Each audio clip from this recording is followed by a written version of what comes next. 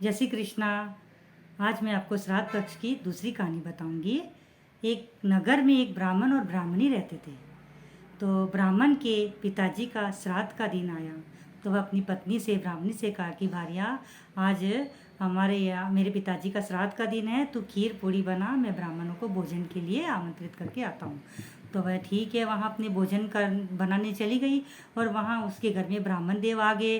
उन्होंने आसन लगा दिया, जल का पात्र रख दिया और ब्राह्मणों को भोजन के लिए बिठा दिया। और वहाँ उस ब्राह्मण की पत्नी ब्राह्मणी भोजन बनाते बनाते रजस्वाला में हो गई और उसको इस चीज़ का भान हो गया। फिर भी वह सोचने लगे कि अगर मैं ब्राह्मण देव भोजन के लिए बैठ चुके हैं और मैं भोजन नहीं बनाऊंगी तो उनका पाप मुझे लगेगा और वो श्राप दे देंगे।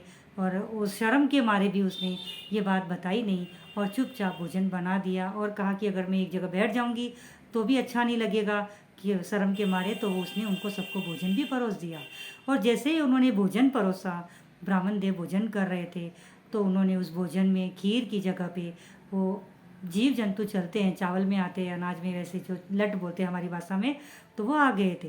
तो उसको देख के ब्राह्मण देव को बड़ा क्रोध आया और उन्होंने उसको श्राप दे दिया कि जा, तेरी जब तक तेरा भी अंतिम समय आएगा तो तू यूं ही भटकती रहेगी, तेरा जब तक श्राद्ध तर्पण सही तरीके से नहीं होगा तब तक तुम्हें मुक्ति नहीं मिलेगी।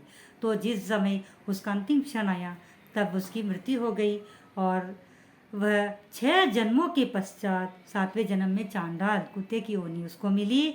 तो चांडाल योनि में वह अपने संयोगवश अपने पुत्र के घर के द्वार पर बाहर ही उसको उसका रहना हो गया, जन्म था। तो एक दिन उसके पिताजी का श्राद्ध आ गया, माता पिता का। तो उसके पुत्र ने कहा कि आज मेरे माता पिता का दिन है तो तू भोजन बना, खीर पूड़ी बना, मैं ब्राह्मणों को बुला के लाता हूँ।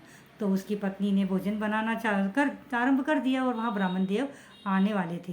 तो उतने में उसी प्रकार उसकी पत्नी भी रजस्वाला में हो गई और वह भी इसी तरह उसने शर्म के मारे उसी ने भी से उसी तरह का कार्य किया, बना लिया भोजन। और जैसे ही ब्राह्मणों को भोजन देने गई तो उस चांडाल को पता चल गया, उसकी सासू माँ थी वो, तो उसने कहा अगर ये आज भोजन ब्राह्मण देव कर लिए तो उससे भी मेरे जैसा ही श्राप लग जाएगा। तो उसने जाके उस भोजन में अपना मुंह डाल दिया। तो उस ब्राह्मणी को बड़ा क्रोध आया, उसने उस चांडाली को उसको कुतिया को बहुत मारा, कहा कि मेरा सारा भोजन खराब कर दिया। और उस ब्राह्मणों को फिर वो भोजन नहीं करा पाई। और फिर रात को जब दोनों पति पत्नी सो रहे थे तो वो कुतिया अपने पति से बोल रही थी कि देखो आज तू इतनी उदास क्यों है। पति ने पूछा तो बोला क्या करूँ, आज आपकी पुत्र वधू ने मुझे बहुत जोर जोर से मारा पीटा, तो मुझे बहुत दर्द हो रही है, वेदना हो रही है। क्यों मारा? तो उसने अपना सारा वृत्तांत हाल बता दिया। तो वहाँ पे उसका बेटा सोता सोता सारी उन दोनों की बातें सुन रहा था। तो उसे पता चल गया। तो उसने ब्राह्मणों को बुलाया, बड़े बड़े पंडितों को पूछा ये क्या है।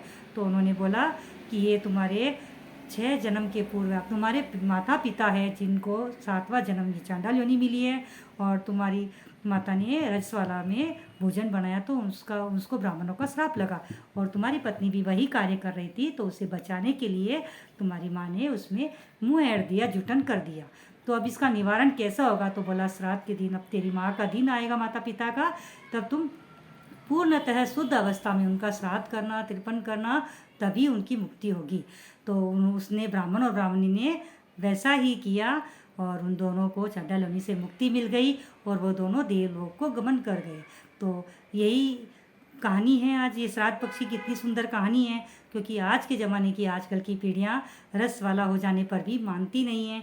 क्या हो गया, रसोई में जा सकते हैं, कुछ नहीं है, कलयुग है, ज़माना बदल गया, हम बदलेंगे। अरे बदलो, लेकिन कुछ कुछ रीति तो अपनाओ। ठीक है, आपको छूना है, छुआछूत करना है, मगर एक रसोई घर और एक पानी का परिंदा और दूसरा भगवान का मंदिर, इन 3 चीज़ों से आप, मेरी विनती है नम्र की, दूर रहे।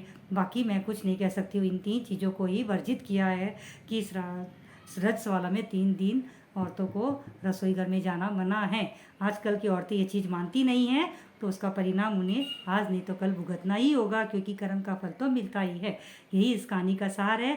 जिस किसी को भी ये कहानी अच्छी लगी है तो कृपया कमेंट्स बॉक्स में कमेंट्स करें लाइक करें, और किसी ने अगर भाई बहनों ने भक्तों ने सब्सक्राइब नहीं किया है तो प्लीज़ सब्सक्राइब करें। जय श्री कृष्णा, राधे राधे।